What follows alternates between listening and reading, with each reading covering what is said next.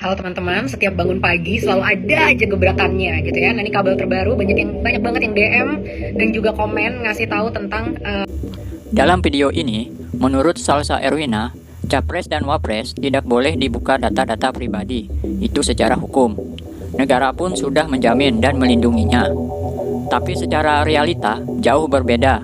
Kenapa hukum tajam ke rakyat kecil, tumpul ke penguasa? Agar tidak lama narasinya, ayo kita lanjut videonya teman-teman.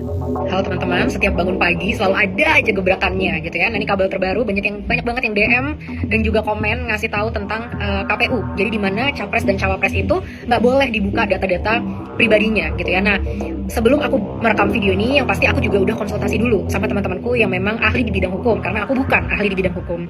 Jadi ternyata memang menurut UU nomor 27 tahun 2002 gitu ya, tentang data pribadi itu memang dijamin sama negara. Makanya itu alasan yang dibenarkan bahwa data pribadi dari Capres dan Cawapres ini tidak boleh dibuka gitu. Nah, tapi kan ini secara hukum ya. Tapi kita lihat realitanya di kenyataan.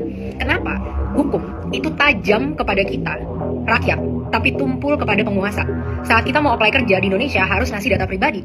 Saat kita mau ngapa-ngapain harus ngasih data pribadi. Bahkan aku pun yang nggak konsen, KTP ku udah kesebar di Threads gitu kan. Jadi kenapa saat itu ke rakyat perlindungan ini tidak kuat, tapi begitu itu ke penguasa perlindungannya luar biasa kuat? Ini kita kritisi banget ya fenomenanya seperti ini. Nah, harusnya keadilan itu nggak tebang pilih dong. Ke semua orang ya harus sama. Hukum adalah sama. Semua manusia sama derajatnya di mata hukum.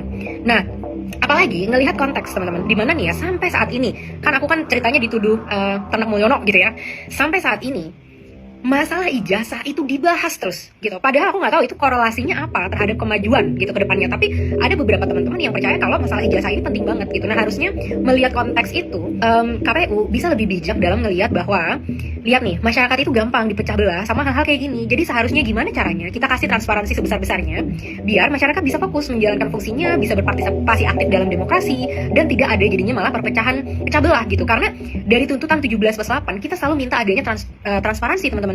Dari mulai transparansi anggaran, transparansi dari setiap kebijakan nanti di kementerian, di BUMN dan lain sebagainya. Kita mau transparansi dari anggaran-anggaran mereka karena kita udah capek dan muak dengan adanya korupsi gitu. Tapi kok ini bukannya malah menjunjung transparansi, malah menutupi yang udah tahu. Itu akhirnya jadi polemik di masyarakat.